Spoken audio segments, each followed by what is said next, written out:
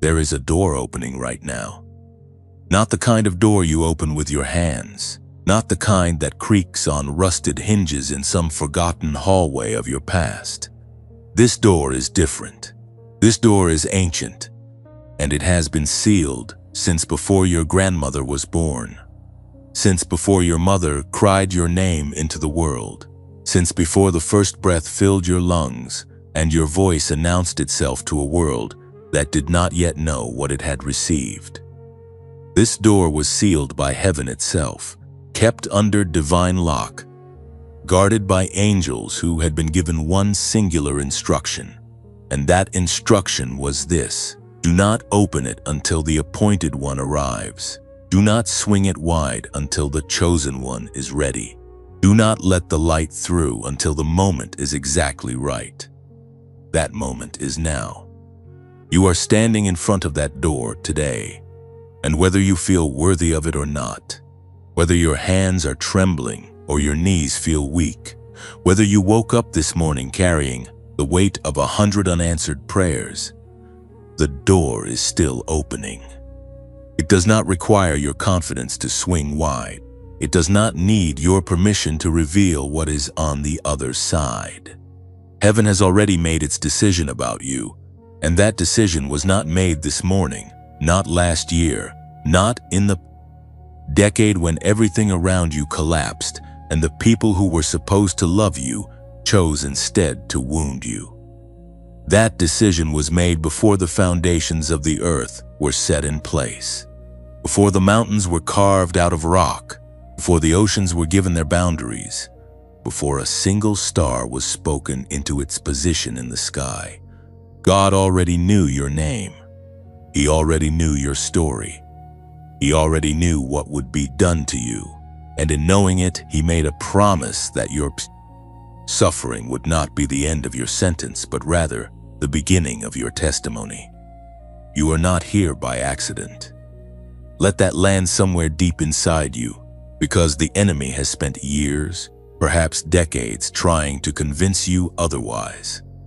The enemy has whispered into your sleepless nights that you are a mistake, that your birth was inconvenient, that your presence is too much for some people and not for others, that the pain you carry is simply the natural consequence of being someone who does not quite belong. But every single one of those whispers was a lie dressed in familiarity, spoken in voices you trusted, delivered through people who were supposed to be safe. The enemy used proxopsity to do his most destructive work in your life, and that is not a coincidence.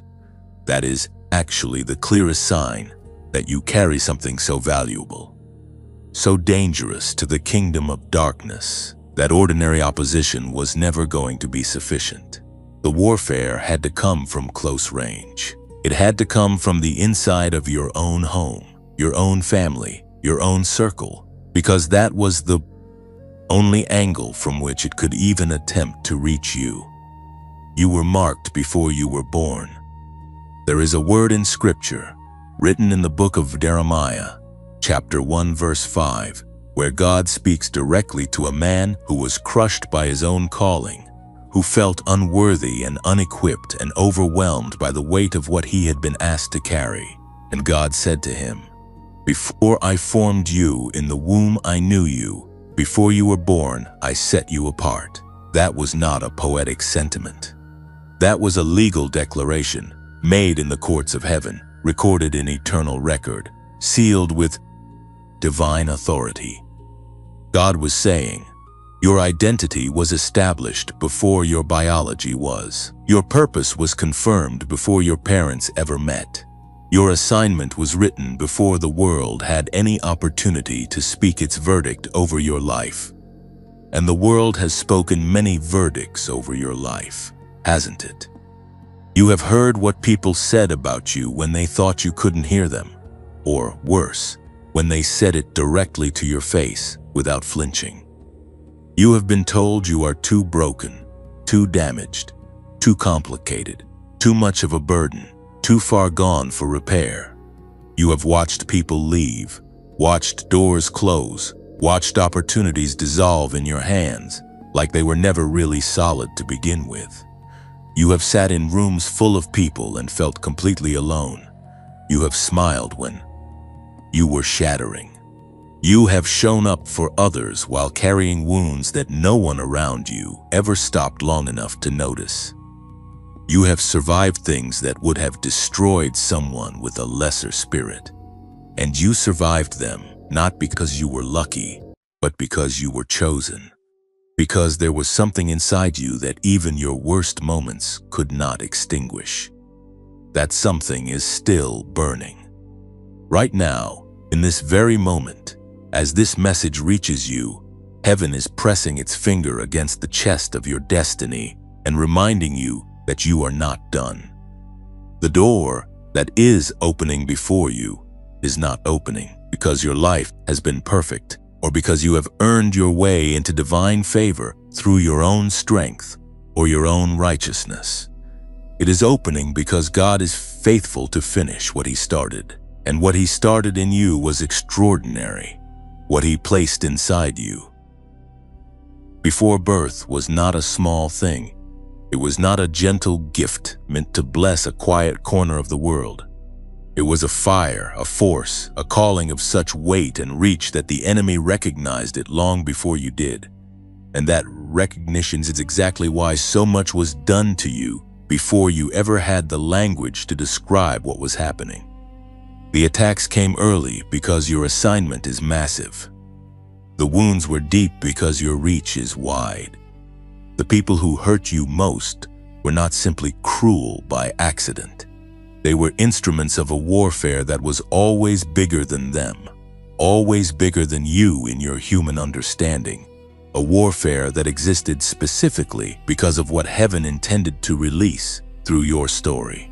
And your story, chosen one, is not over. It is not quietly fading into the background of a life half lived and a potential half realized. Your story is building towards something so significant, so far-reaching, so impossible to contain, that the very door heaven has been guarding since before your birth is now swinging open to release it into the world. You are standing at the threshold of everything that was promised before your first breath. And you will not turn back. You will not retreat into silence. You will not allow what was done to you to have the final word over who you are and what you are capable of becoming. This is your moment, and God Himself has ordained it.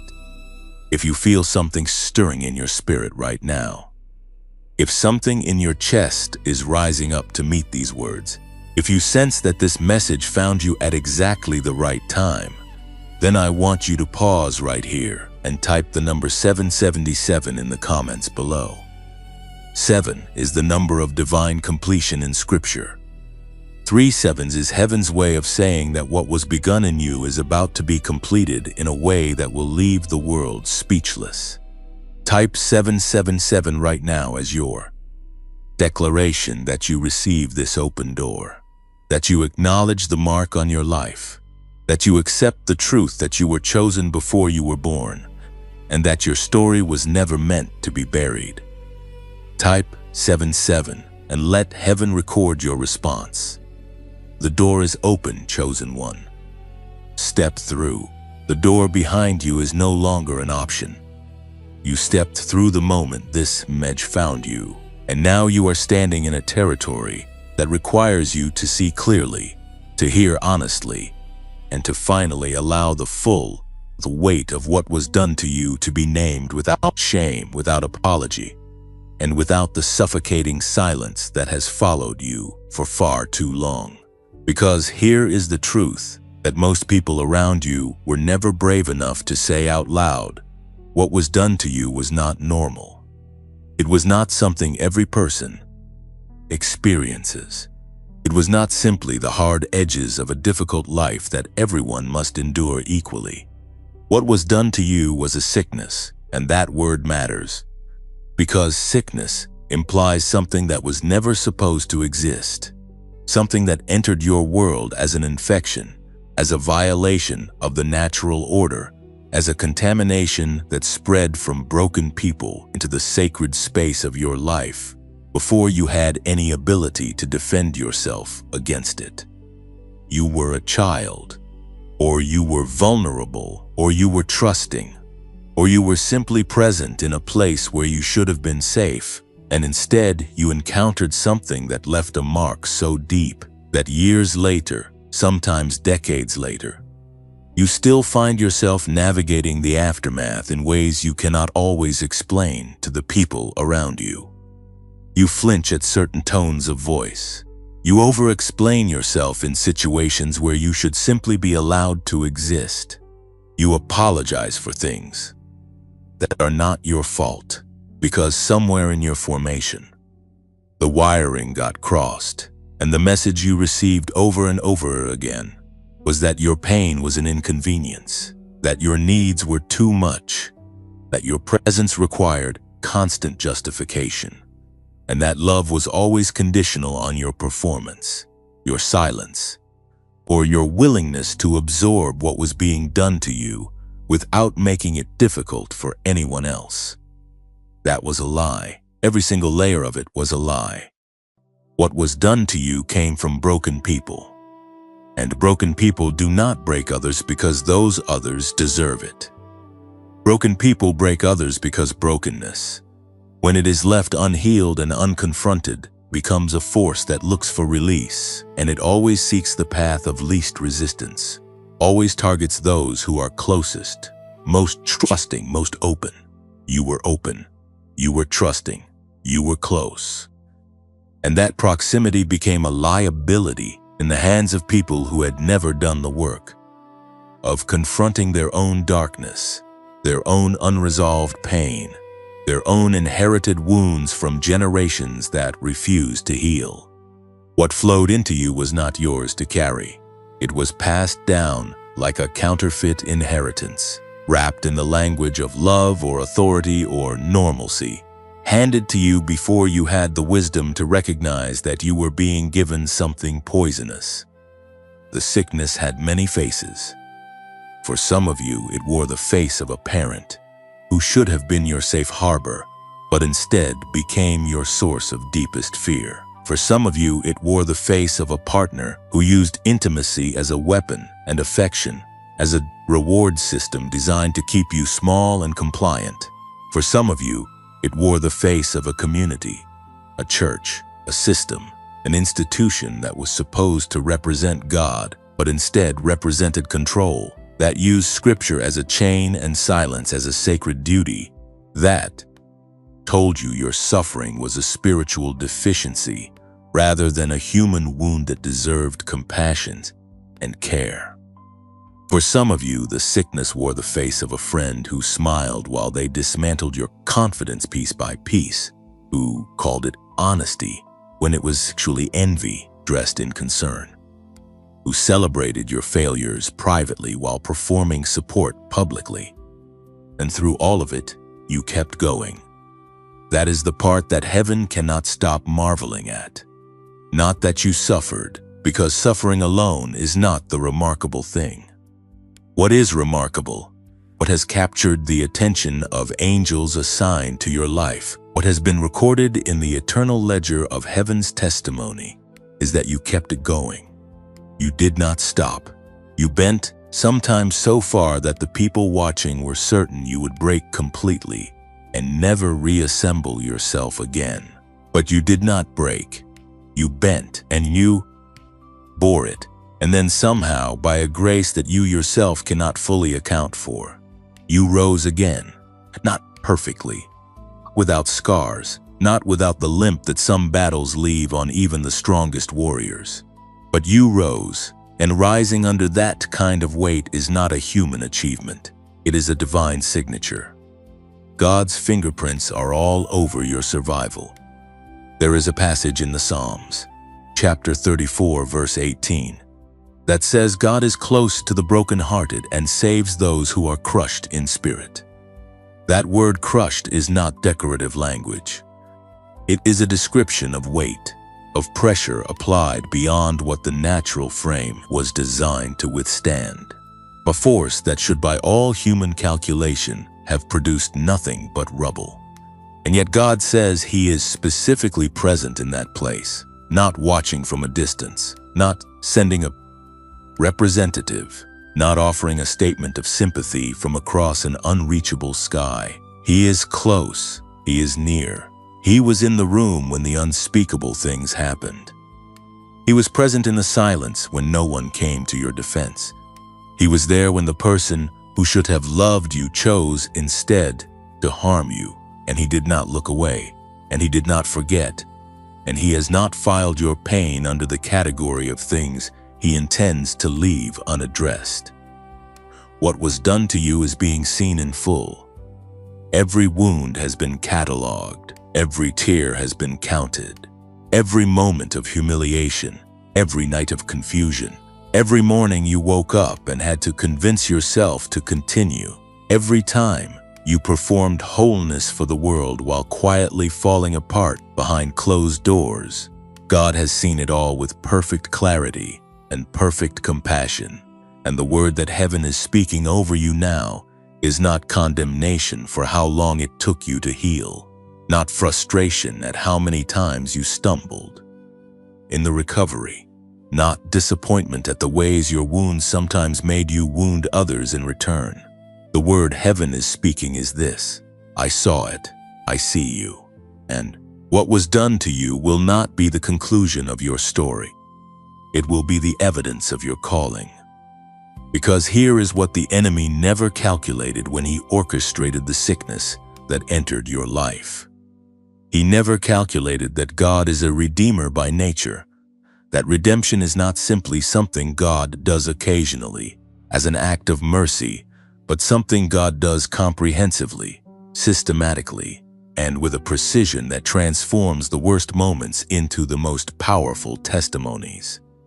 The enemy introduced sickness into your story, expecting it to produce a casualty. Instead, it is producing a voice that will reach people who cannot be reached by those who have never suffered, a voice that carries the specific frequency of someone who has been in the dark and found light anyway, a voice that the broken and the betrayed and the silenced will recognize immediately as their own, because you have lived what they are living, and your survival is the proof they need that survival is possible.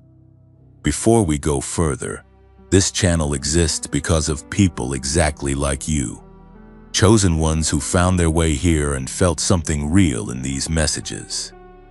If this ministry has brought value into your life, if something in these words has helped you breathe a little easier or stand a little taller, there is a support link available in the description below. Keeping this ministry going requires time, dedication, and resources, and if you feel led to contribute, every gift, no matter how small, helps us continue delivering these messages to the people who need them most. It is completely voluntary, and whether you are able to give or not, we are genuinely grateful that you are here, that you are listening, and that you are choosing to stay connected to this space. If this message has touched you today, consider sharing it with someone who needs to hear it, leaving a like to help others find it, and subscribing so that you never miss what heaven has prepared for you next. You are not alone in this. You never were. And what was done to you, as devastating as it was, as real as its impact continues to be, was never powerful enough to cancel what God placed in you before the foundation of the world. The sickness touched your life, but it could not touch your assignment. It damaged your history, but it cannot alter your destiny.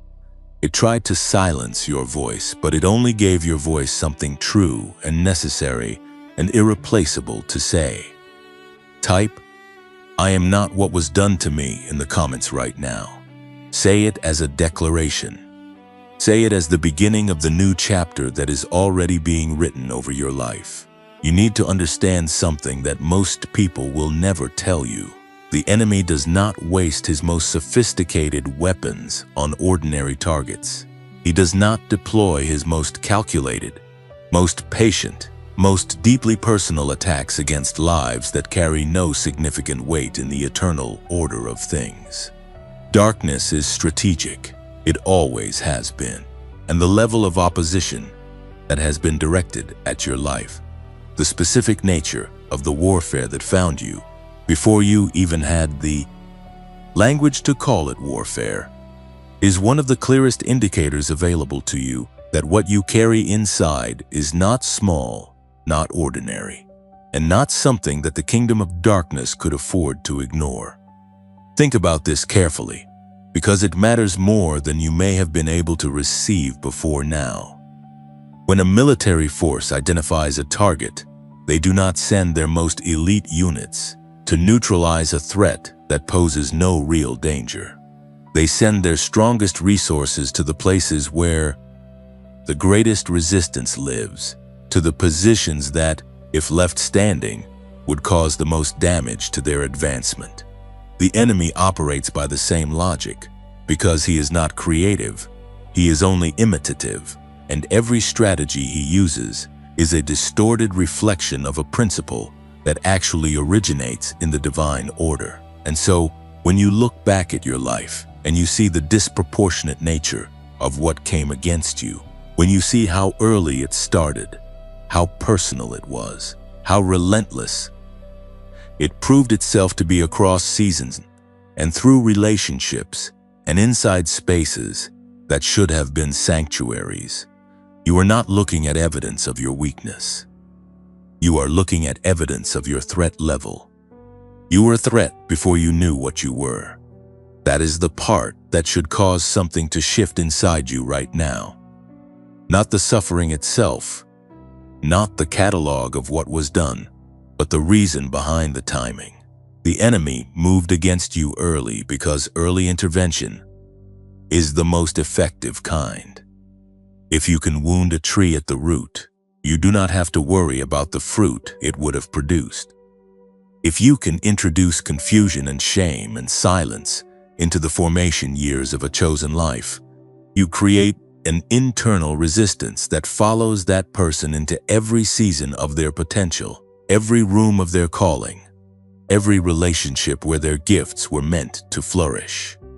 The enemy did not attack you because he hated you personally in the way that humans experience hatred.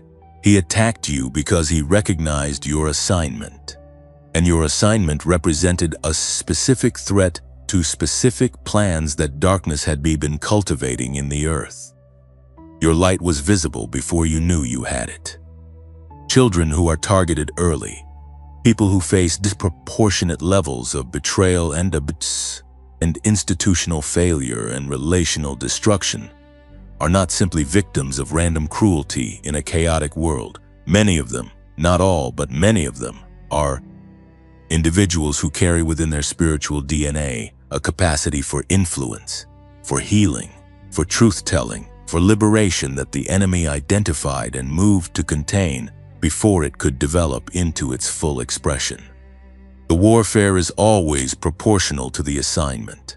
Always. And if the warfare in your life has been heavy, sustained, multi-dimensional, arriving from multiple directions across multiple seasons, then you must begin to read that history not as the story of someone who cannot seem to catch a break, but as the story of someone so significant to heaven's agenda that darkness could not afford to leave them undisturbed. You have never been undisturbed. From the very beginning, something has always been pressing against you. Something has always been working to reduce you, to redefine you in smaller terms, to convince you that the ceiling you keep bumping against is the actual limit of your life, rather than the manufactured barrier of a warfare that was designed specifically to stop you from reaching what was always yours. The rejection that came so early, it felt like it must be the truth about you. The abandonment that arrived in the form of someone who was supposed to stay and instead chose to leave at the exact moment you needed their presence most. the betrayal that rewired your ability to trust and made every subsequent relationship a negotiation between genuine connection and protective distance. None of it was random. None of it arrived by accident into the story of a person who simply had bad luck. All of it was targeted. And here is where that truth becomes something you can actually use, because recognizing the spiritual dimension of what you have experienced is not simply an intellectual exercise in reframing your past. It is a recalibration of your entire understanding of who you are and why you are here. When you understand that you were targeted because you were significant, you stop spending energy wondering what is wrong with you, and you begin to ask the more accurate question, which is what is right with you that required this level of opposition to contain it? What is inside you that darkness found so threatening that it sent wave after wave of difficulty, disappointment, and devastation in an attempt to reduce you to silence before your voice could find its full volume? The answer to that question is your calling, and your calling has been present inside you through every single attack. It did not evacuate when things got dark. It did not shrink when you did. It did not dissolve in the seasons when you were most broken, most confused, most convinced that whatever you were supposed to be was simply too damaged to recover. Your calling is not a fragile thing that requires perfect conditions to survive. It is a divine deposit, placed in you by a God who is not surprised by suffering, who builds his most enduring works not in comfort, but in pressure, not in ease, but in the furnace, not in the absence of opposition, but directly through the center of it. Daniel was in the lion's den before he was a legend. Joseph was in the pit before he was in the palace. David was in the wilderness before he was on the throne.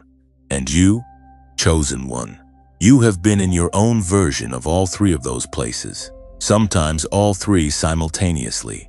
And the fact that you are still here, still breathing, still capable of receiving a message that speaks to the deepest parts of your experience, means that the furnace did not consume you, the lions did not devour you, the pit did not become your permanent address.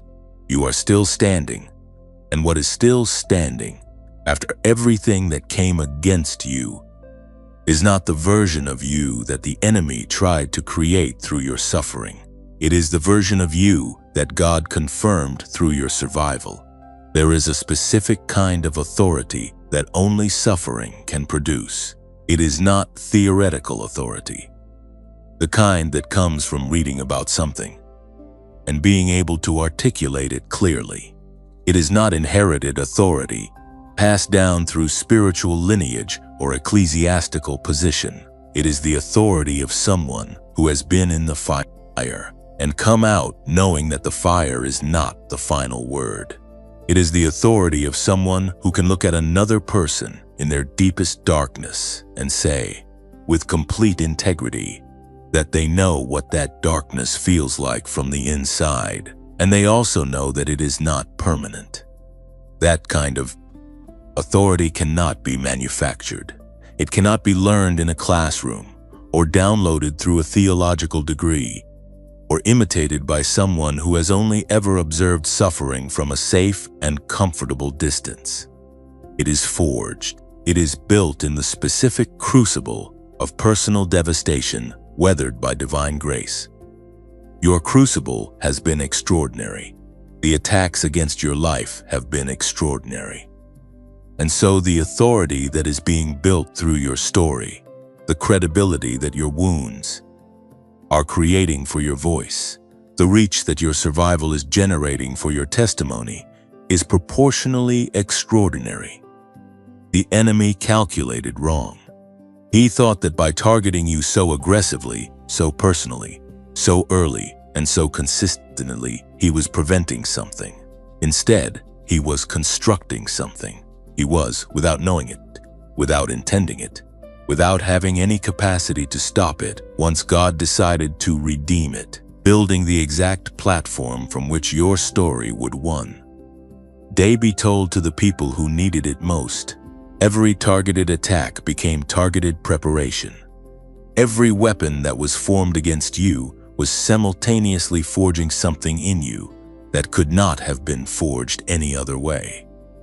And the God who allowed the forging, the God who sat with you in the fire while it was still burning, the God who counted every tear and recorded every wound and held every piece of you that the sickness tried to scatter, that God has never once lost sight of the finished product. He has always seen what you are becoming. He has always known what your story would produce.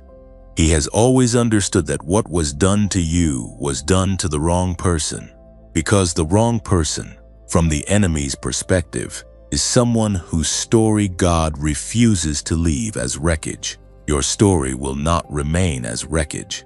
It is already becoming something else, something greater, something that carries the specific gravity of a life that went through the worst and came out with something to say that the world has been waiting to hear.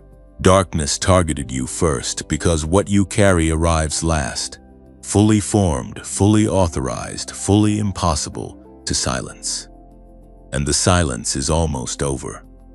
There is a weight that has no name in most languages. It is not depression, though it lives in the same neighborhood. It is not grief, though it wears grief's clothing on its worst days. It is not simply sadness, because sadness implies a temporary emotional state that passes with time and circumstances. And what you have carried is not temporary, and it has not passed simply because time moved forward. What you have carried is something that settled into the architecture of your daily existence.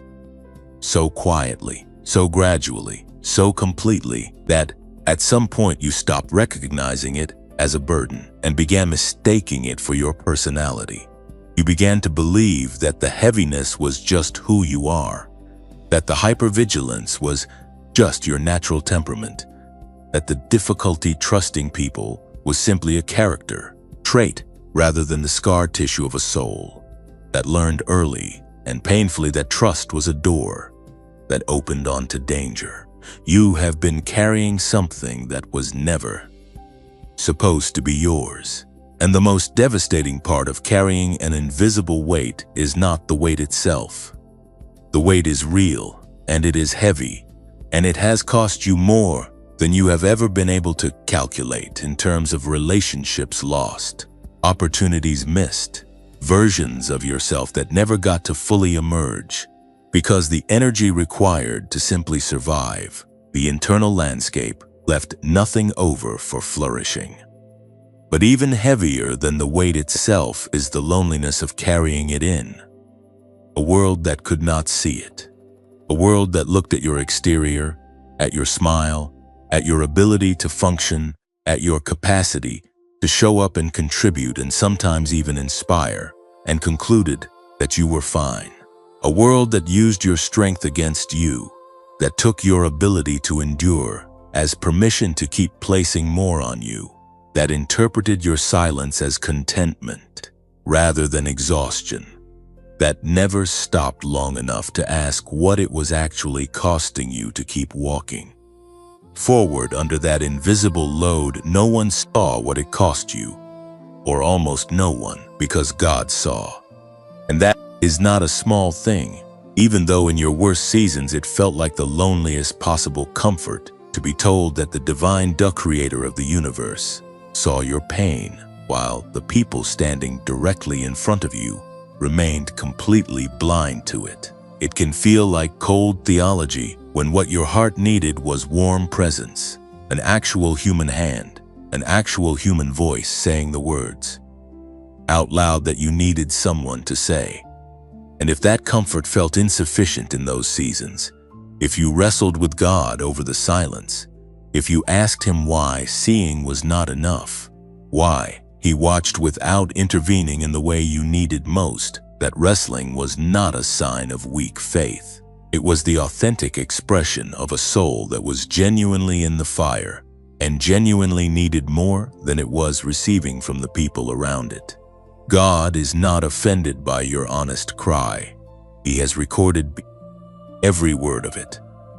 But what you may not have been able to seize those seasons of invisible weight, what was impossible to perceive from inside the darkness of it, was that your ability to carry what you carried without completely collapsing was itself a supernatural phenomenon. The people around you who called you strong were accidentally telling you the truth for the wrong reasons. They called you strong because they needed you to keep carrying, so they did not have to engage with what was happening to you. But the strength itself, the actual capacity that kept you upright under a weight that should have destroyed you, that was not yours by natural human generation. That was a grace. That was God, not removing the weight, not always explaining the weight, but placing something underneath you that ensured you would not be permanently flattened by it. You survived by grace that you could not even perceive while it was holding you. There is something else hidden inside the weight you have carried, something that most people who have not walked this specific road will find difficult to understand. When you carry an invisible burden for long enough, when you navigate your interior landscape with the particular kind of vigilance that comes from having learned that safety is not guaranteed, when you develop the sensitivity that is born of having been hurt in ways that others around you simply have not experienced, you develop capacities that cannot be taught in any classroom, acquired in any training program, or downloaded through any spiritual shortcut. You develop an ability to read rooms that others walk through obliviously. You develop an attunement to the emotional undercurrents of situations and relationships that feels almost prophetic to those who witness it. You develop a compassion that is not performative, not theoretical, not the kind that exists comfortably at a safe distance, but the kind that moves toward pain without flinching, because you have lived inside pain, and you know that the person inside it needs someone to move toward them rather than away. Your wound has been producing gifts you have not yet fully recognized as gifts.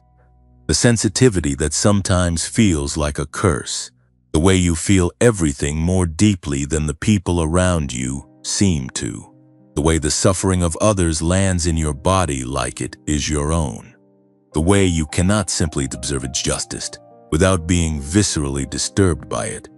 That is not a design flaw.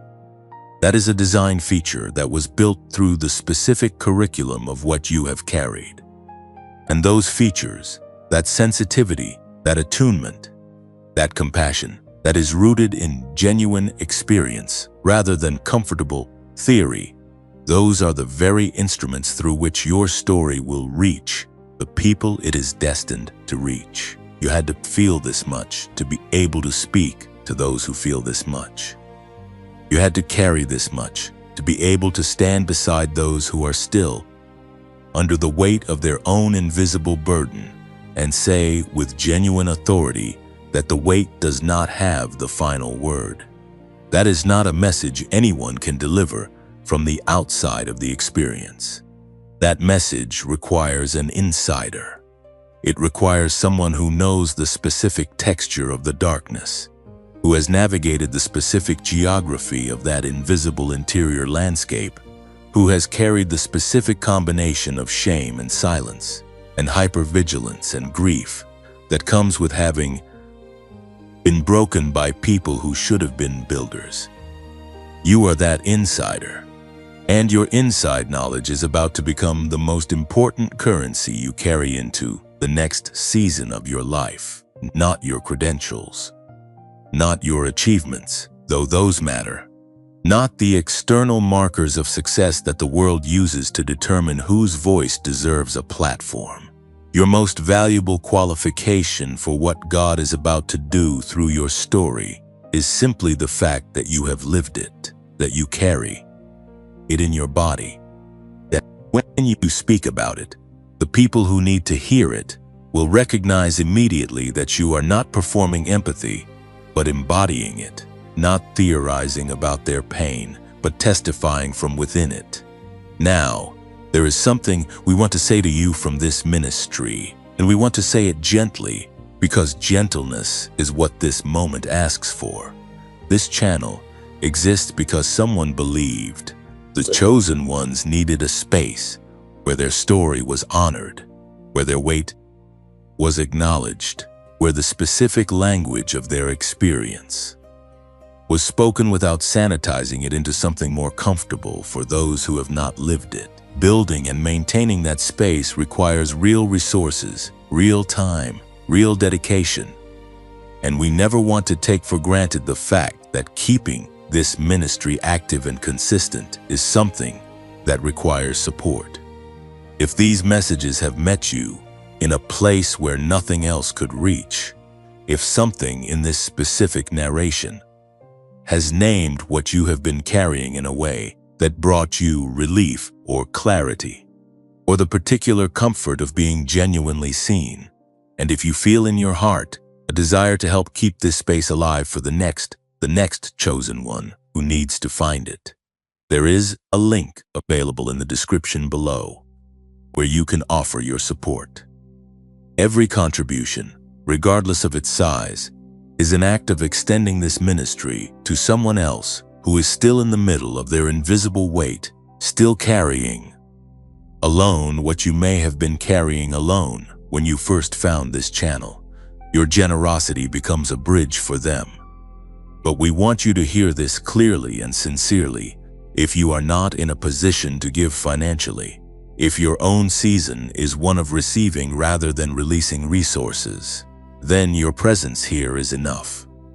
Your decision to keep listening, to keep engaging, to keep showing up for your own story is a gift to this community simply by itself. We are grateful for you, and we mean that without condition. What you have carried deserves to be seen. What you have carried deserves to be honored.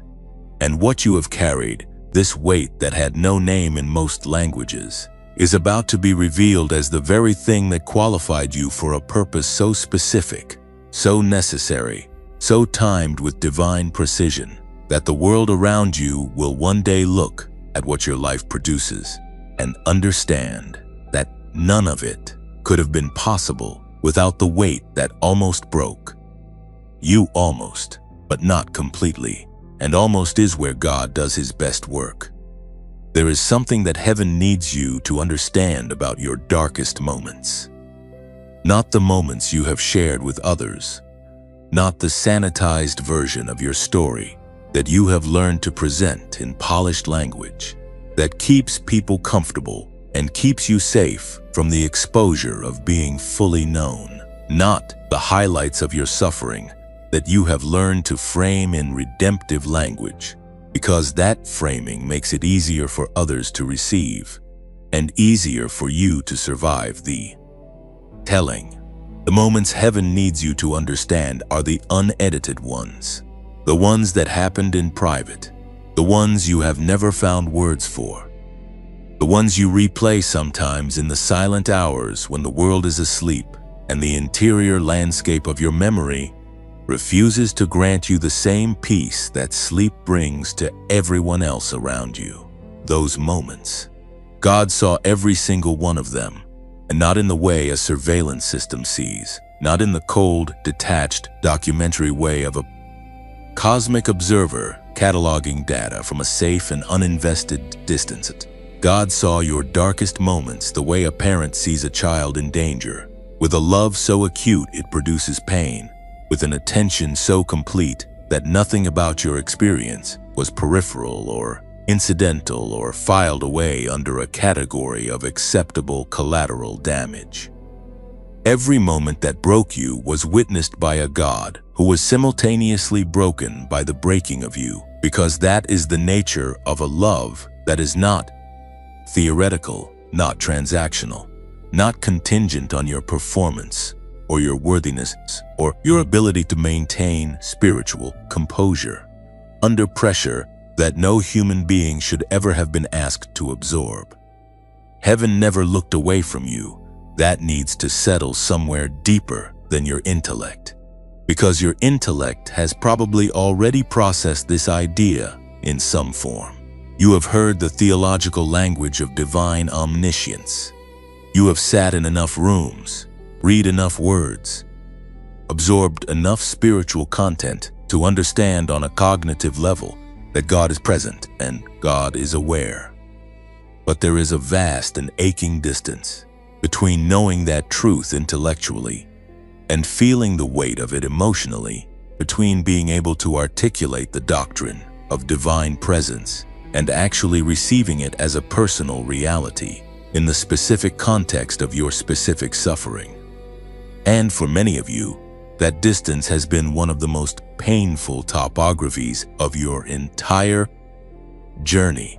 The gap between what you believed about God in your mind and what your broken heart was actually experiencing in its most desperate hours. You asked where he was. Of course you did. Any honest person would have. Any person of genuine faith who has actually walked through genuine darkness rather than simply reading about it from a comfortable distance knows that the question is not a sign of faithlessness, but of authentic relationship, of a soul that expected presence and was bewildered by what felt like absence. Job asked it. David asked it in the Psalms with a rawness that should make every sanitized religious presentation of faith uncomfortable. Elijah asked it under a tree in the wilderness when he had nothing left and wanted to die. The question of where God is in the darkness is not a question that disqualifies you from faith. It is actually the question that places you in the most honest and sacred company that Scripture has to offer. And the answer that heaven gives is not an explanation. It is a revelation, because God does not explain his presence in your suffering the way a defendant explains his alibi. He reveals it. He shows you, in retrospect, in the moments of clarity that come after the storm has passed and you are finally still enough to look back and trace the thread of his movement through the chaos. You begin to see the moments when destruction was imminent and something redirected it. You begin to identify the precise instances when a word arrived from an unexpected source at exactly the moment your resolve was about to collapse. You begin to recognize the people who showed up at specific intersections of your pain, people who should not have known you needed them, who had no logical reason to appear at that exact moment, but who appeared anyway carrying exactly what you needed to take one more step. Those were not coincidence. Those were the fingerprints of a God who was never absent, who was working in the architecture of your darkest seasons with a care and a precision that was invisible to you at the time, because crisis narrows vision by necessity, because survival mode is not designed for panoramic perception. When you are simply trying to make it through the next hour, the next day, the next conversation, without shattering completely, you cannot simultaneously maintain the altitude required to see the full landscape of what God is doing in and around and through your suffering. That altitude only becomes available in retrospect. And in retrospect, if you are willing to look honestly, the evidence of divine presence in your darkest moments is overwhelming. He was there when the door closed and left you on the wrong side of it. He was there when the person walked away, and the silence that followed felt like confirmation of every worst thing you had ever believed about your own worth. He was there in the hospital room, in the courtroom, in the bedroom where something happened that should never have happened to you. He was there in the conversation that dismantled your confidence. He was there in the season when your bank account confirmed your fears, and your body confirmed your exhaustion, and your spirit was running on a reserve, so thin it barely registered. He was there in the night you made a decision you are still not sure you have forgiven yourself for. He was there in the morning after, when you woke up and the full weight of everything came rushing back, before you had even fully opened your eyes. He has never not been there. And the reason that matters beyond the obvious comfort of divine companionship, the reason it carries a weight that extends past the personal and into the prophetic dimension of your story, is this: if God was present in every one of those moments, then nothing that happened in those moments happened outside of his awareness, and nothing that happened outside of his awareness is beyond the reach of his redemption. Every wound witnessed by heaven is a wound that heaven has the full context to redeem.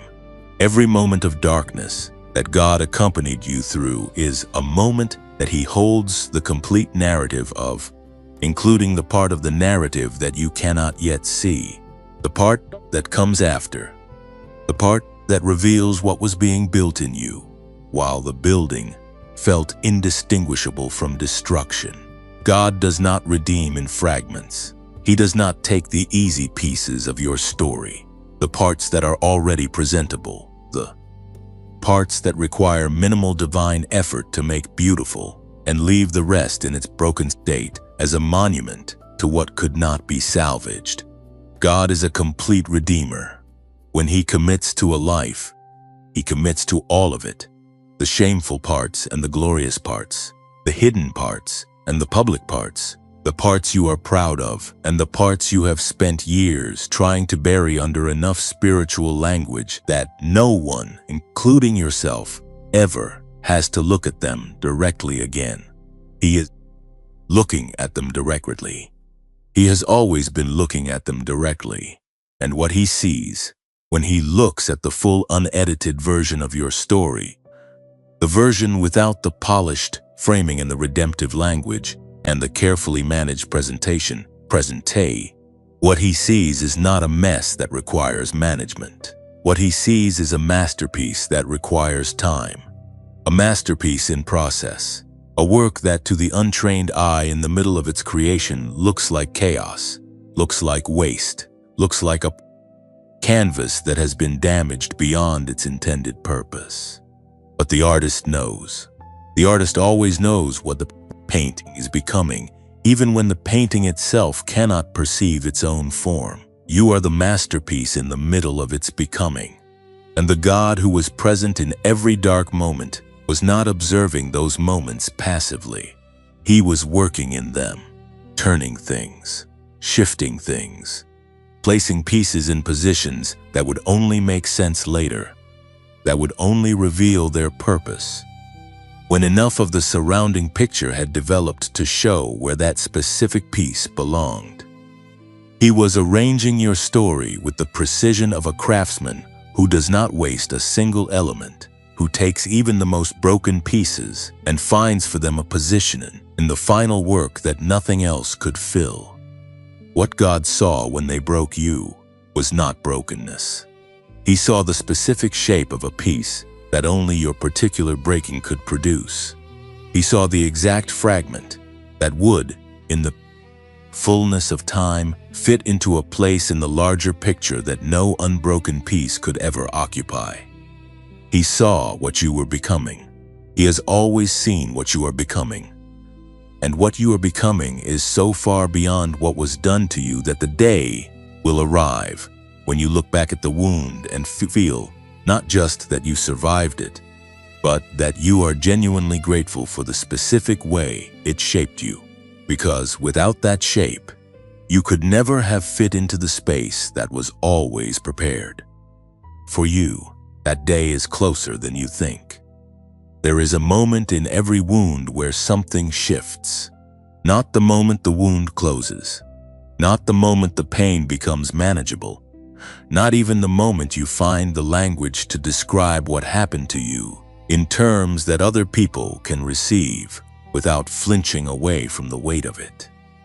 The moment that actually matters, the moment that heaven has been quietly orchestrating through every season of your suffering, is the moment you begin to recognize that what was meant to destroy your story was simultaneously, invisibly, and with extraordinary precision, building the very instrument through which your story would one day heal someone else. That moment is a turning point so profound that the people who experience it rarely have adequate words for it. They try to describe it in terms of breakthrough or revelation or clarity, but those words are too small for what actually happens when a wound reveals its hidden purpose. Your wound has a hidden purpose, and the purpose is not abstract. It is not a vague spiritual concept that sounds meaningful in a sermon, but dissolves into impracticality when you try to apply it to the specific texture of what you have actually lived.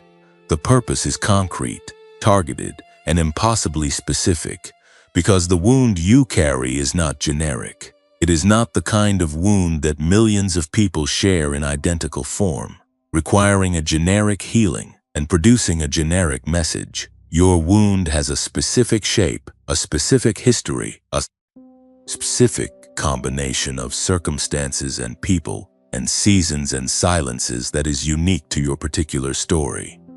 And because it is unique to your story, the healing it produces will also be unique, carrying a specificity of understanding and a precision of compassion that a more general wound could never generate. The world does not need another generalist. The world needs you with your specific wound, your specific survival, your specific transformation, speaking to the specific people whose lives mirror your own in ways that no credential or training or theological degree could ever replicate. There are people alive right now, breathing right now, struggling right now under the exact weight that you have carried, navigating the exact interior landscape that you have navigated, asking the exact questions that you once asked in your darkest hours, and they cannot be reached by a polished presentation of someone else's comfortable theology. They can only be reached by the authentic testimony of someone who has been where they are and came out carrying something real. You are that person for them.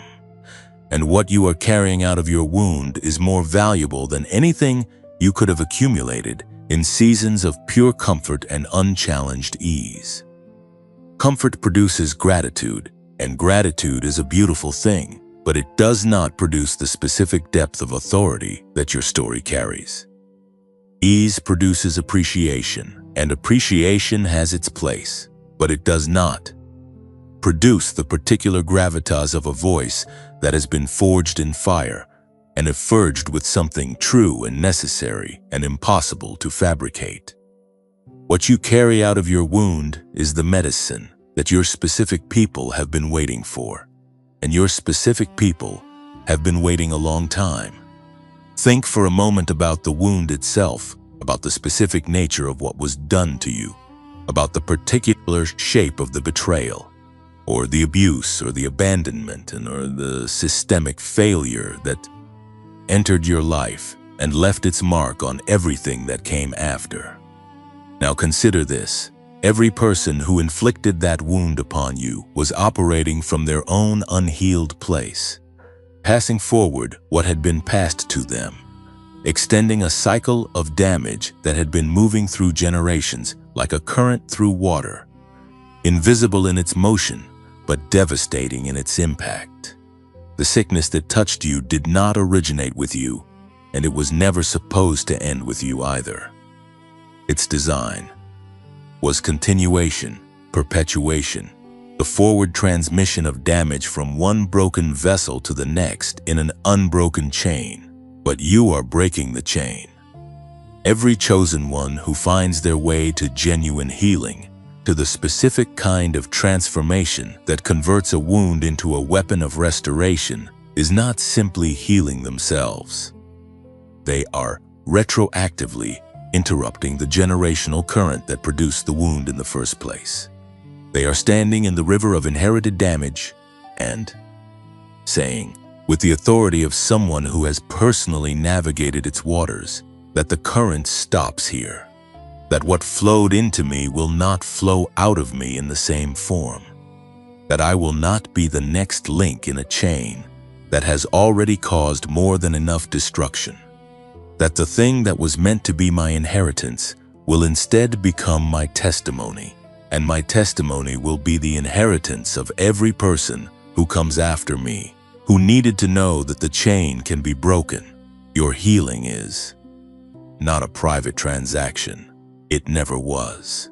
From the moment God decided to redeem your story rather than simply comfort you in it, the healing He began in you was always intended to extend beyond you, to ripple outward in concentric circles of impact that you cannot yet fully see or calculate. The people who will be set free by your story are already living. They are already in their own version of what you survived. They are already asking the questions you once asked and receiving the same insufficient answers from well-meaning people who have never been where they are. And they are waiting, not impatiently, not with any conscious awareness of waiting, but with the deep instinctive waiting of a soul that knows it has not yet found the specific voice it needs, the specific testimony that will finally make it feel genuinely understood. Your voice is that voice for them. Your testimony is the specific word they have been waiting for, and the wound that produced that testimony, that you would not trade it now, not for a version of your life in which you were spared the suffering, but also spared the depth, the authority, the compassion, the specific interior knowledge that the suffering produced. That is a difficult thing to receive, and we are not saying it carelessly or without full acknowledgement of the real cost of what you have endured. The cost has been extraordinary. The price your body paid, the price your relationships paid, the price your confidence and your sense of safety and your ability to rest without vigilance paid. All of that was real and significant and worthy of every honest grief that it has produced in you. We are not rushing past that cost to get to the triumphant conclusion. We are sitting in the full weight of it and saying, even here, especially here, God is working even in the wound that cost the most, even in the specific breaking that felt most unjust, most inexplicable, most impossible to ever assign meaning to, because the damage was too profound and the person or system that caused it too unworthy of the significance that meaning-making would grant them. Even there, God is making something from your wound that the wound itself never intended to produce. Before we move forward, we want to pause and speak directly to you about this channel and what it means to us to be able to share these messages with you. This ministry is built on the conviction that the chosen ones deserve a space where their story is not minimized, not hurried toward resolution, not asked to perform healing before it is genuine.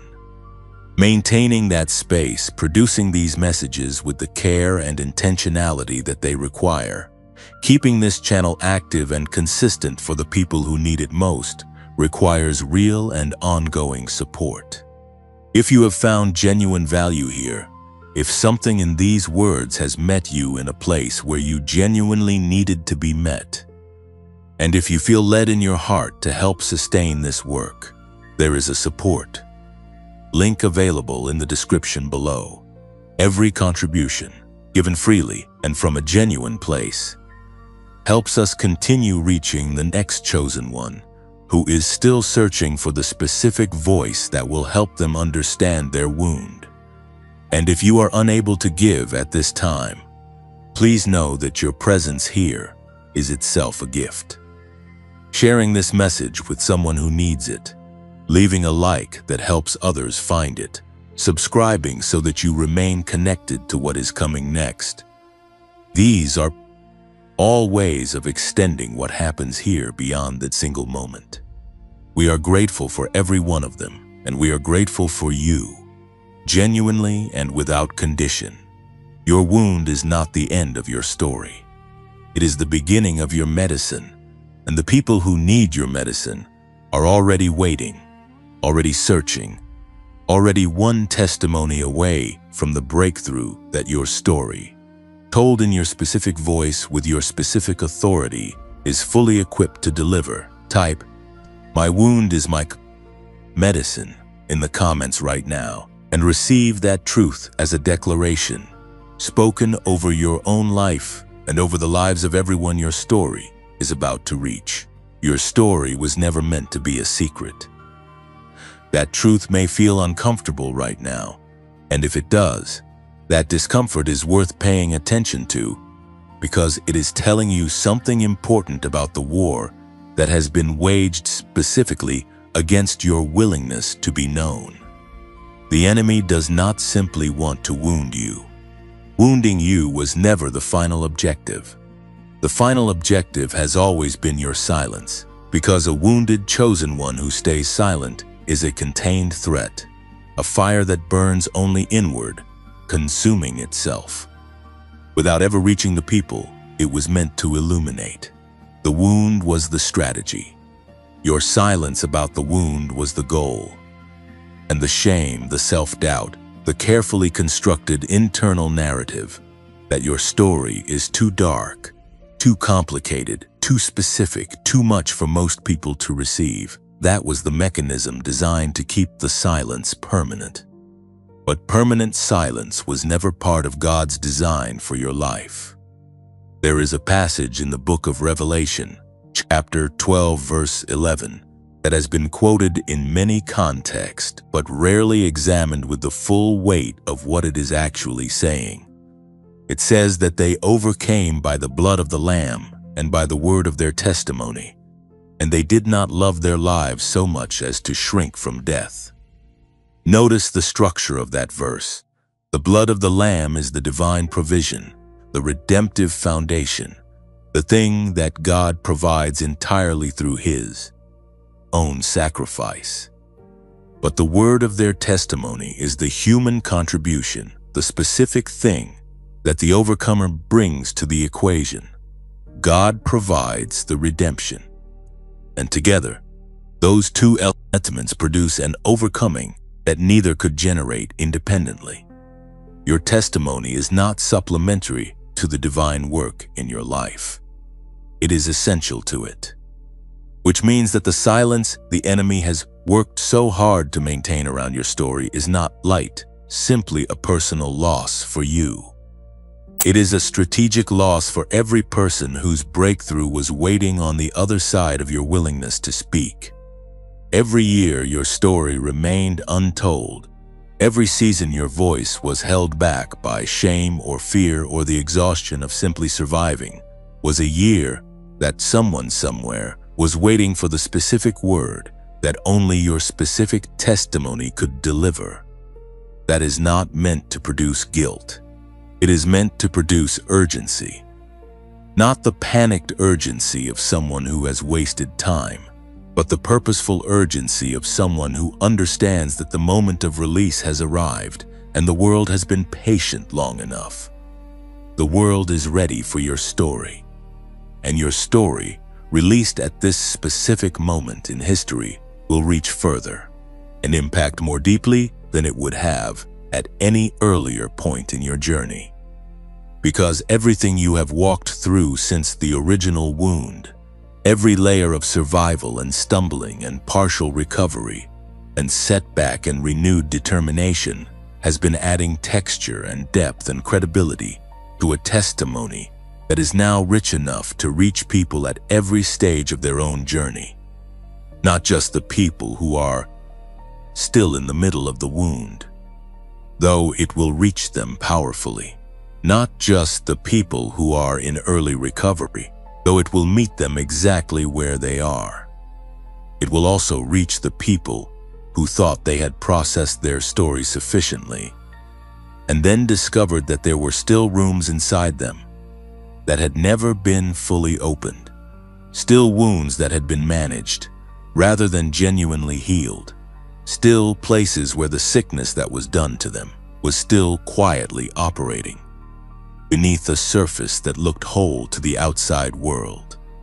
Your story has the reach of someone who has been in all those rooms.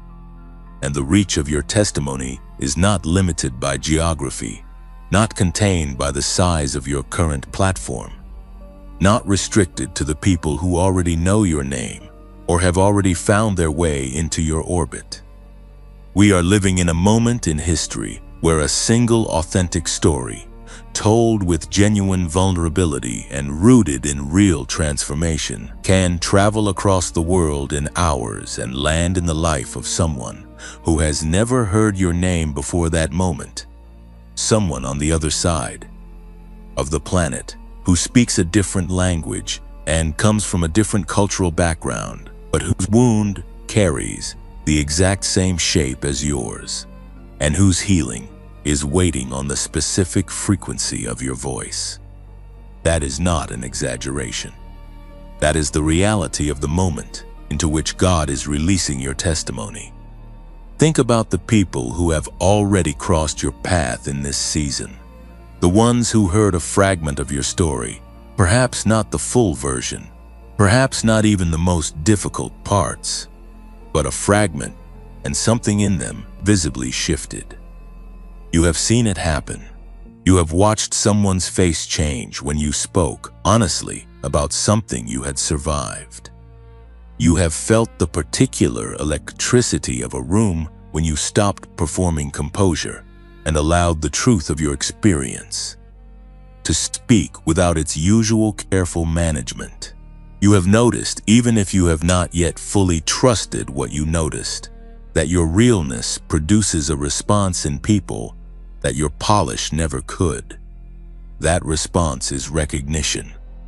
When a wounded person hears another wounded person speak truthfully about what they have carried, something in them recognizes itself. Not in a way that keeps them in their wound, not in a way that simply reinforces shared suffering without pointing toward shared possibility, but in the specific way that allows a person to finally release the breath they have been holding since the wound was first inflicted. The breath of finally being understood by someone who was actually there. The exhale of no longer having to maintain the pretense that everything is fine in the presence of someone who knows from the inside that fine has sometimes been the bravest lie you ever told. Your story gives people permission to exhale, and that permission, that specific release, is the beginning of genuine healing for many of them.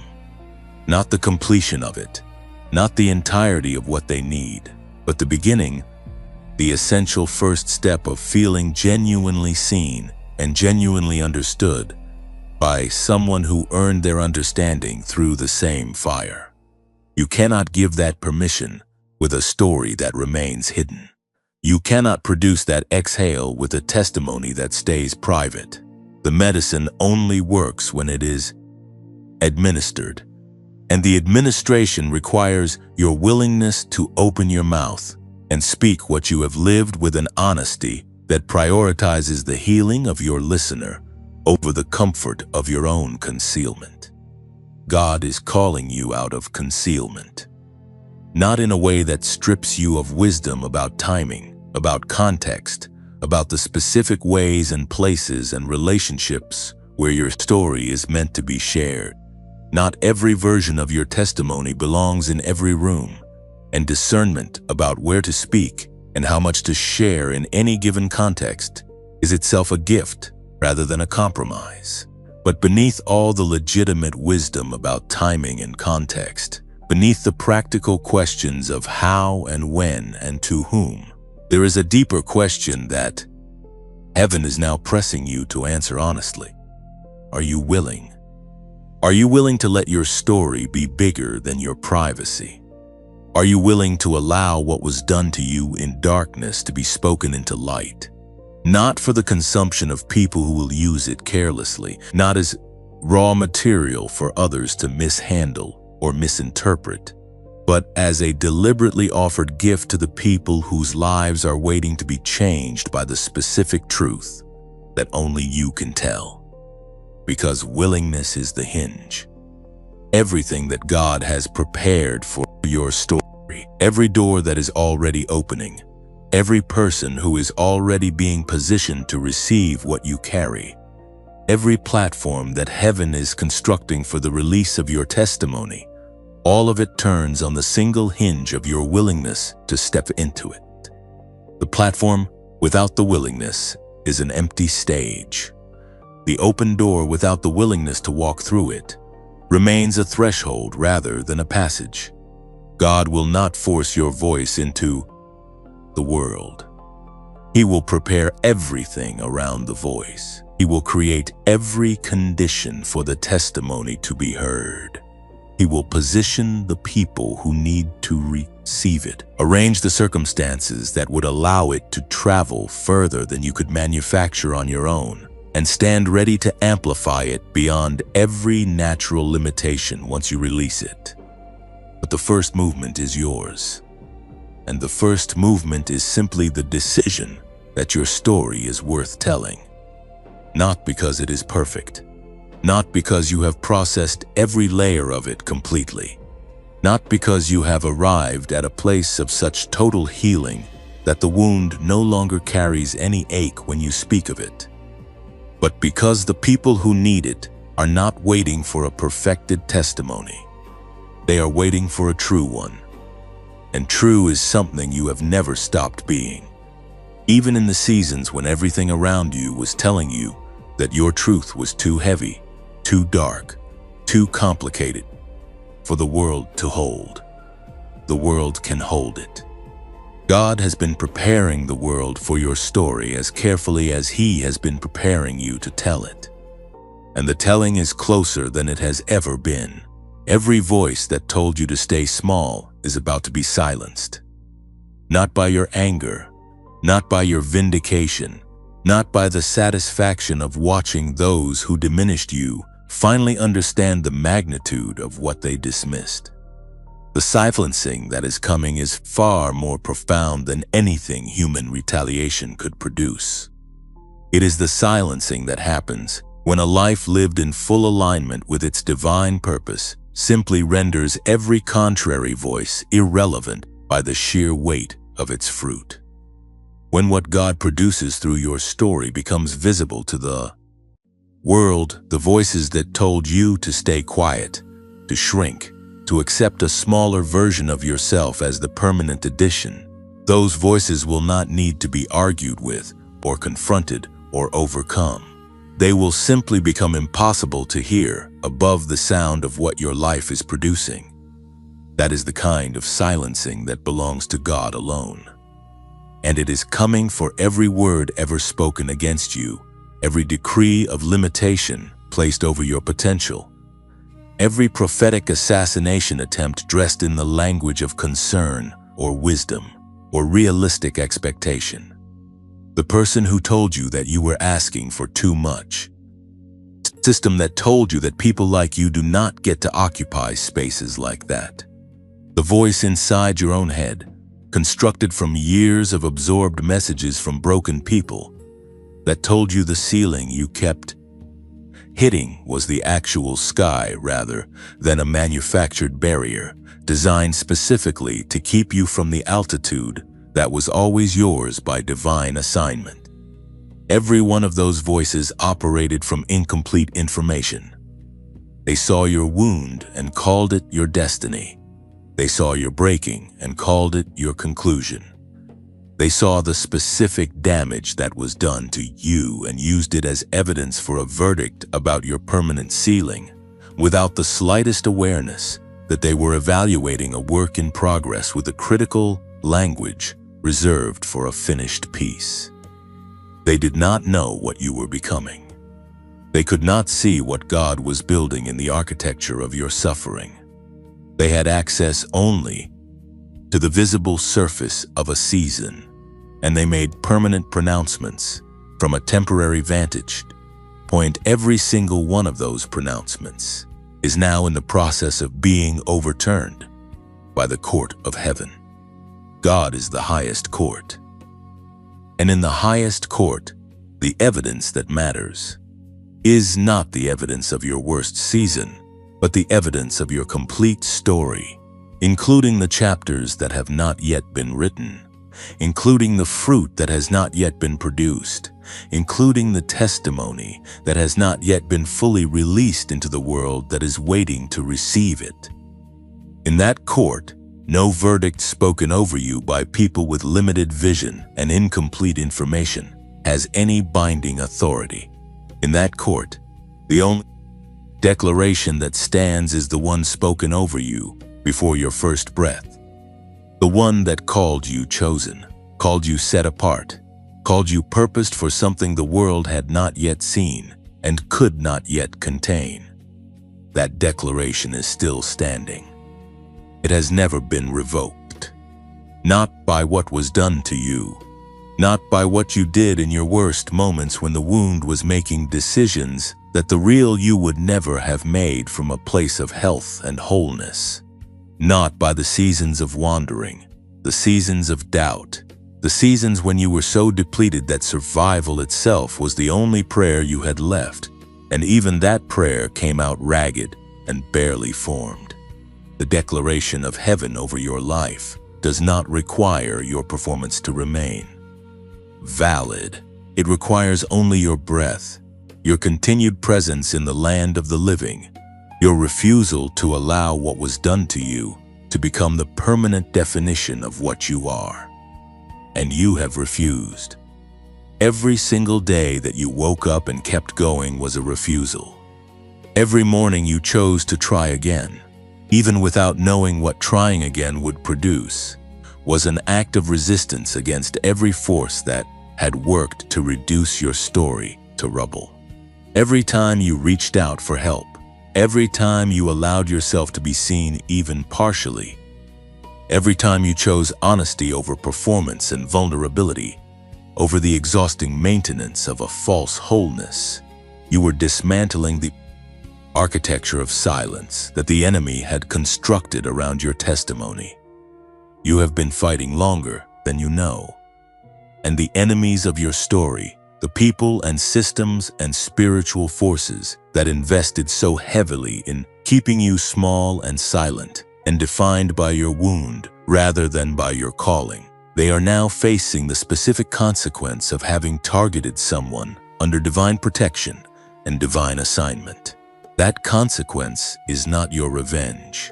It is God's response. And God's response to everything that was done to you is not a matching wound inflicted on those who wounded you. His response is the elevation of your story to a height that makes the attempt to bury it look, in retrospect, like the most counterproductive strategy darkness ever deployed. You cannot bury a resurrection. You cannot silence a testimony that God Himself has decided to amplify. You cannot keep small what heaven has decided to make famous. And your story, chosen one, your specific, unedited, costly, hard-won, fire-tested, grace-sustained story is one that heaven has decided to make known, not for your ego, not for the shallow satisfaction of recognition from a world that once overlooked you, but for the sake of every person whose healing is waiting on the other side of your willingness to be seen fully, to be known, honestly, to stand in the specific place your wound has prepared you to occupy and speak the specific word that only your specific survival has authorized you to deliver.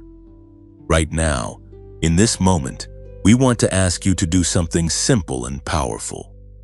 Type just 3 words in the comments below. 3 words that declare where you are standing as you receive this message. Type "I am ready" and let those 3 words be your public declaration that you are done shrinking, done hiding, done allowing the enemies of your story to have the final word over the testimony that God has been building in you through every season of suffering and survival.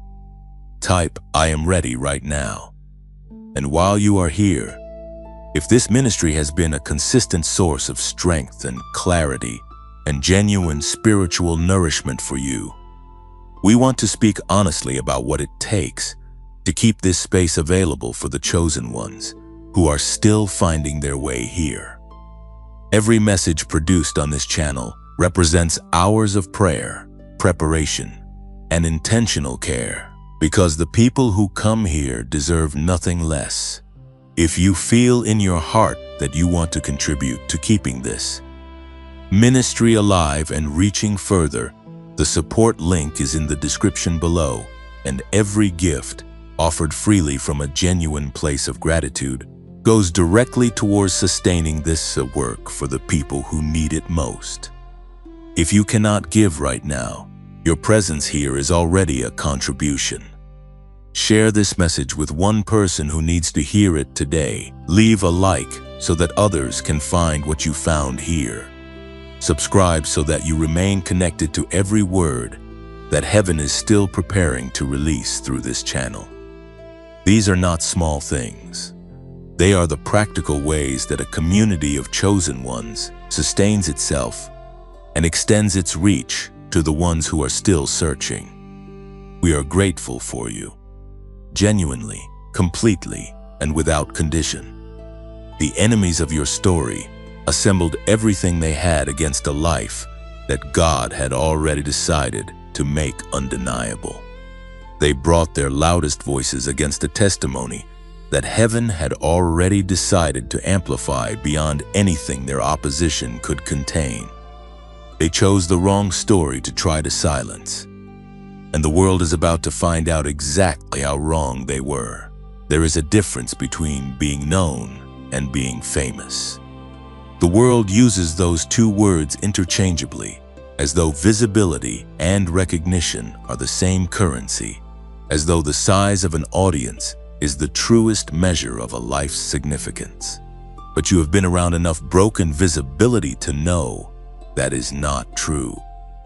You have watched people accumulate enormous platforms built on performances of wholeness that crumbled the moment the cameras were off. You have seen the specific loneliness of someone who is known by millions in the shallow sense, and genuinely known by no one in the deep sense. You have perhaps experienced your own version of that disconnection, the particular ache of being seen without being understood, of having your exterior recognized while your interior remained as invisible and unacknowledged as it was in your most isolated seasons. That is not the fame that heaven is releasing over your life. What God is authorizing for your story is something categorically different from the celebrity that the world manufactures and the world can revoke. The visibility that heaven releases is not built on performance, not sustained by the exhausting maintenance of an image, not vulnerable to the shifting tides of public opinion or the algorithmic decisions of platforms that have no investment in your actual well-being. The fame that God authorizes is rooted in truth, and truth, unlike performance, does not require constant maintenance. Truth does not need to be managed or protected or carefully presented from its best angle. Truth simply needs to be released, and once released, it finds its own audience with a precision that no human marketing strategy could replicate. Your truth, released in its full and honest form, will find exactly the people it was meant for. And it will find them at exactly the moment they need it most. Not because you have mastered the mechanics of visibility or learned to navigate the complex landscape of digital reach, but because God is the one doing the finding. He knows where your people are. He knows the specific person sitting alone at 2 in the morning who is one authentic testimony away from choosing to keep going. He knows the woman who has been carrying the same wound you carried for 30 years and has never once heard it named in language that matched her experience. He knows the young person who is in the earliest stages of what you survived, who still has the chance to interrupt the cycle at a point where the damage is less than what you endured. If only someone who has been through it would speak clearly enough and honestly enough and specifically enough to reach them before the wound goes deeper. God knows where they are, and He is routing your story directly to them. This is what divine fame looks like. Not the red carpet of human celebrity. Not the hollow validation of metrics and engagement numbers that can be inflated or deflated by forces entirely outside your control. Divine fame is the specific moment when your story lands in the life of a specific person who needed it with such precision that both of you recognize immediately that what just happened was not accidental. It is the message you receive from a stranger who says that what you shared described their experience with more accuracy than anything they have ever encountered from someone who supposedly knew them.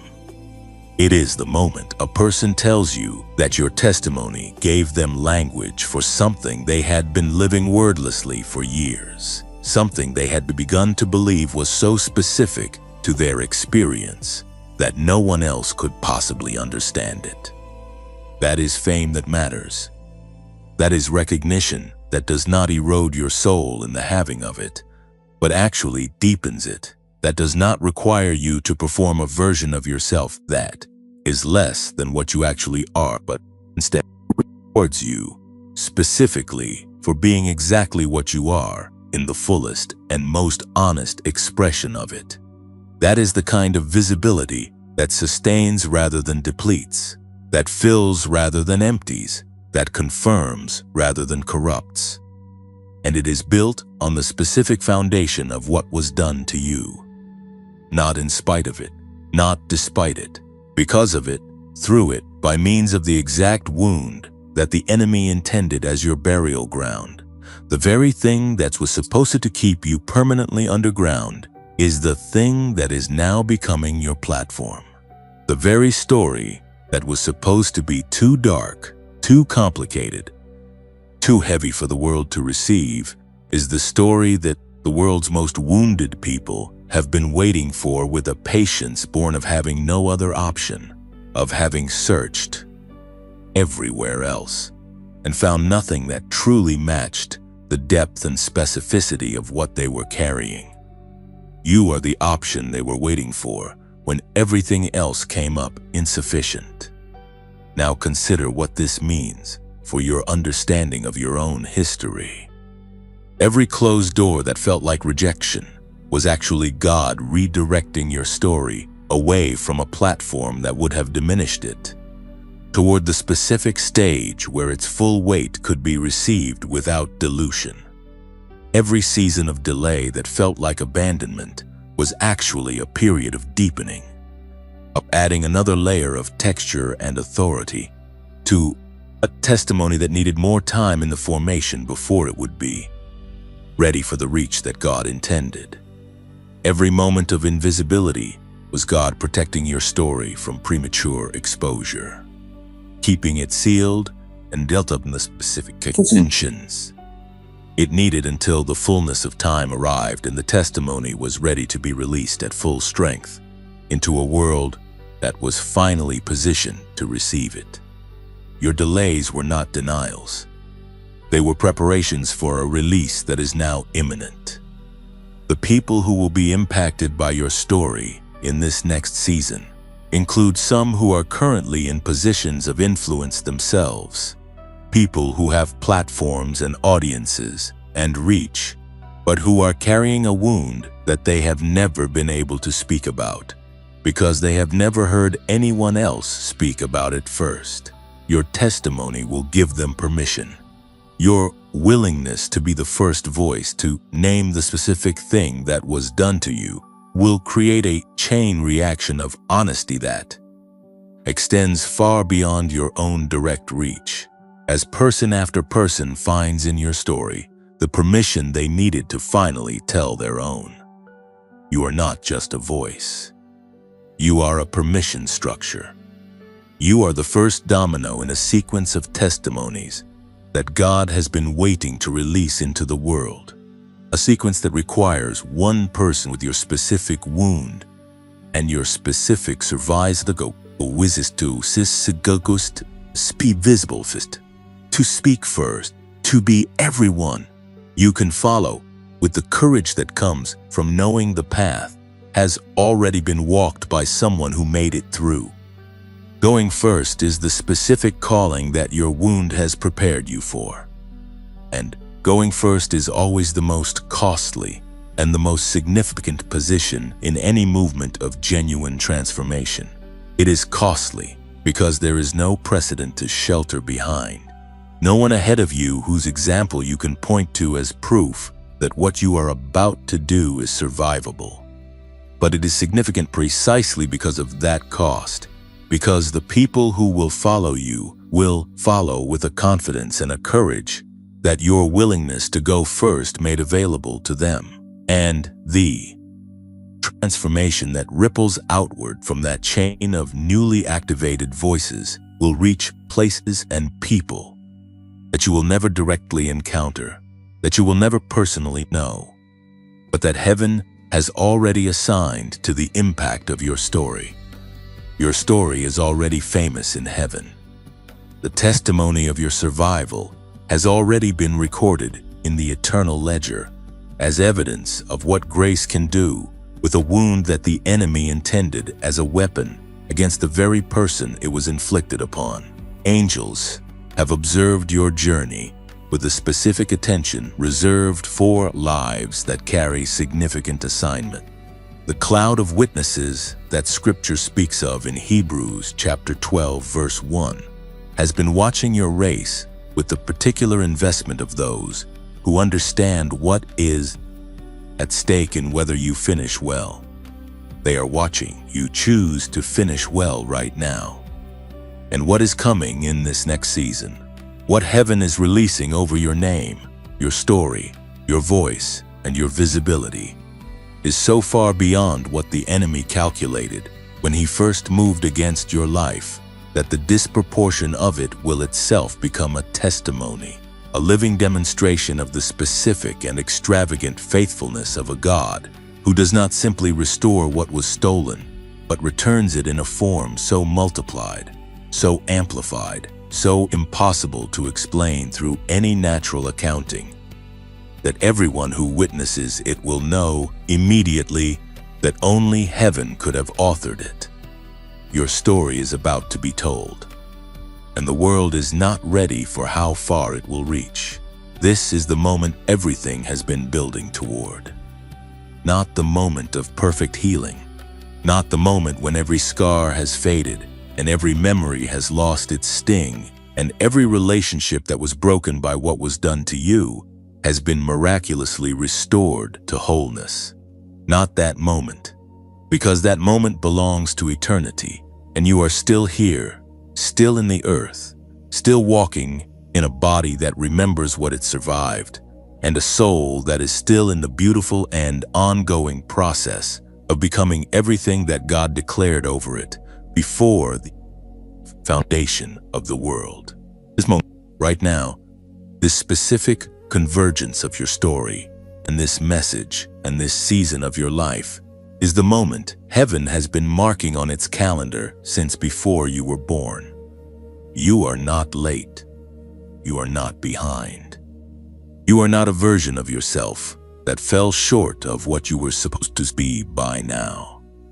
You are exactly the chosen one that God intended to arrive at this precise intersection of time and purpose, carrying precisely the wound that was inflicted upon you, and precisely the survival that grace made possible, and precisely the testimony that the world has been waiting for, with a patience that only heaven could sustain across the years. It took for you to be ready to receive this word and act upon it. Rise, chosen one. Not in the theatrical sense of a dramatic moment constructed for an audience. Rise in the quiet, fierce, irreversible sense of a person who has made a decision in the deepest room of their interior that they will no longer be defined by what was done to them, that they will no longer allow the sickness that entered their story, uninvited, to occupy the seat of authority over who they are and what they are capable of, and how far their voice is permitted to reach. Rise in the sense of a person who has looked honestly at everything that came against them and chosen, with full knowledge of the cost and full acceptance of the responsibility, to walk forward anyway. That rising is available to you right now. Not next year when you feel more ready. Not after the next season of healing, when you have processed a few more layers. Not when the circumstances of your life have rearranged themselves into a configuration that feels more suited to the kind of person whose story told at the level God is calling yours to. Right now, the specific circumstances you are currently in, with the specific wounds that are still tender, with the specific fears that are still present, with the specific uncertainties that are still unresolved. God does not require your complete healing as a prerequisite for your calling. He requires only your willingness to move, and He will do the healing in the movement, on the road, in the act of going, in the daily decision to show up for the purpose He has written over your life, even when showing up feels costly and uncertain and more vulnerable than anything comfortable. Your willingness is enough to begin. And the beginning, taken in faith from exactly where you are, will produce momentum that the enemy has no framework for containing. Because momentum born of divine purpose does not operate according to the laws of natural limitation. It does not require perfect conditions or adequate resources or the approval of the people who once told you that you were asking for too much. It requires only the first step, taken in the direction that heaven has been pointing you toward through every twist and turn of a story that was never as random as it sometimes felt. Every step you take from this moment forward is a step taken on ground that God has already sanctified for your feet. The ground ahead of you is holy, not because it will be free of difficulty or challenge or the specific sada position that always accompanies, moving in genuine alignment with its divine assignment. It will not be free of those things, and any voice that promises you otherwise is offering a comfort that cannot survive contact with reality. But it will be holy in the sense that God has gone before you into every space you are about to enter, has prepared every room you are about to walk into, has positioned every person you are about to meet, and has arranged every circumstance you are about to navigate with a care and a precision that will become increasingly visible to you as you move forward in the trust that He has not brought you this far to abandon you at the threshold of everything He promised. He has not brought you this far to abandon you. That is not who He is. That is not the nature of the God who saw your worst moments and stayed, who witnessed the sickness that was done to you and refused to look away, who counted every cost of what you survived and decided that the investment of your suffering was worthy of a return so extraordinary that it would silence every voice that ever called your story a tragedy. Your story is not a tragedy. It is a triumph that has not yet finished revealing itself. And as it continues to reveal itself in this next season, as the testimony finds its voice, and the voice finds its audience, and the audience finds in your story the specific permission and healing and hope that they have been searching for, you will begin to understand in a way that goes beyond intellectual comprehension, in a way that lands in your body and your spirit simultaneously, that everything you went through was held by a love so vast and so specific and so personally invested in you, that the only adequate response is not explanation but worship. Now, before this message closes, there is something honest and personal we want to share with you. This channel has had its monetization removed by YouTube, but that has not stopped us from continuing to create, because this is not about income. This is about ministry. This is about the chosen ones who need these messages, who find their way here at 2 in the morning when nothing else is reaching them, who hear their story named in this space for the first time and finally exhale. For them, we will keep going. But keeping going requires real resources. Producing these messages with the prayer and intentionality and care that they deserve takes time and dedication. And if you have found genuine value in what this channel offers, if something in these messages has met you in a place where nothing else could reach, we want to gently invite you to consider supporting this ministry through the donation link available in the description below and in the pinned comment. Every gift, no matter how small, given freely from a heart of genuine gratitude, goes directly toward keeping this space alive for the next chosen one who is searching for it. And if you are not in a season of giving, that is completely understood and completely honored. Your presence here is already a gift. Share this video with one person today who needs to hear that their story is not over.